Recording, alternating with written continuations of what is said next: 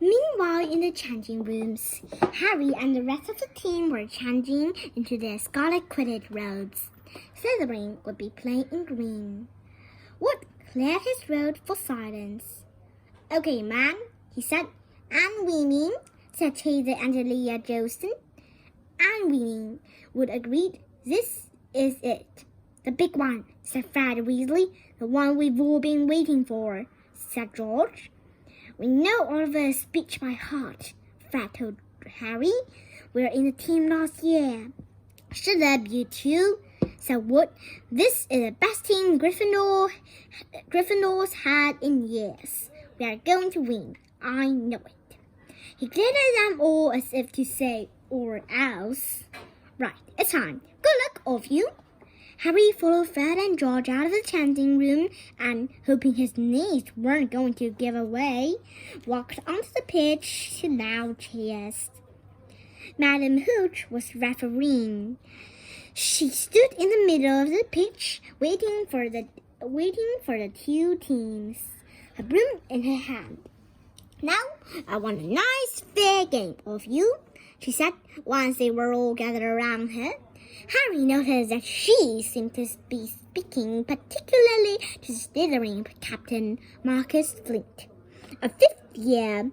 Harry thought Flint looked as if he had some troll blood in him. Out of the corner of his eye, he saw the flickering banner high above, flashing "Potter for President" over the crowd. His heart skipped. He felt braver. "Now your brooms, please." Harry clambered onto the Nimbus 2000. Madam Hooch gave a loud blast on her silver whistle. 15 brooms rose up high into the air. They were off. And the cover was taken immediately by Angela Jolson of Gryffindor. What an excellent chaser that girl is, and rather attracted to Jordan. "Sorry, Professor." The Weasley twins' friend, Lee Jordan, was doing the commentary for the match, closely watched by Professor McGonagall. "And she's really batting alone up there." A neat pass to Alicia Spinnet, a good fan of Oliver's, last year only a reserve, back to Jolson, and "No, Slytherin have taken the Quaffle." Slytherin Captain Marcus Flint gains the Quaffle, and up he goes, and off he goes.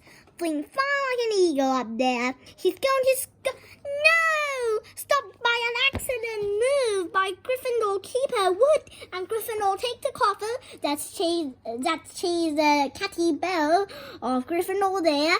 Nice dive around Flint, off up the field, and ouch! That must have hurt. Hit in the back of the head by a bladder. Quaffle taken by Slytherin. That's Adrian Pussy speeding off towards the goalposts, but he's blocked by a second bludger, sent his way by Fred or George Weasley, can't tell which. Nice player by the Gryffindor beater. Anyway, and Jolson back in the possession of the Quaffle. A clear field ahead, and off she goes. She's really fine. That is a spinning bludger. The goalposts are ahead. Come on, and Leah, keep her Blatchy. Dive, misses. Gryffindor cheers filled the cold air with howls and moans from the Slytherins. But up there, along, Hagrid. Ron and Hermione squeezed together to give Hagrid enough space to join them. "Be watching from my heart," said Hagrid, patting a large pair of binoculars round his neck. "But it isn't the same as being in the crowd. No sign of Snitch yet, eh?" "Nope," said Ron. "Harry hadn't had much to do yet." "Kept out of trouble, though. That's something," said Hagrid, raising his binoculars and peering skyward at the specks that was Harry.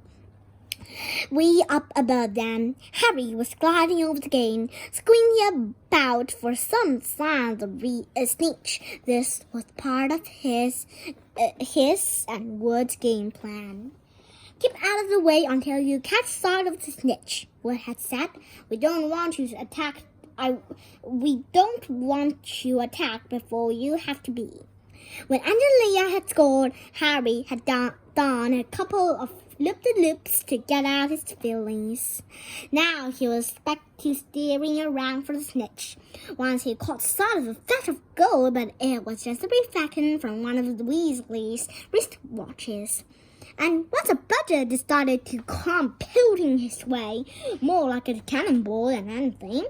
But Harry dodged and Fred Weasley came chasing after. "All right there, Harry," he had time to yell, as he beat the bludgeon furiously towards Marcus Flint.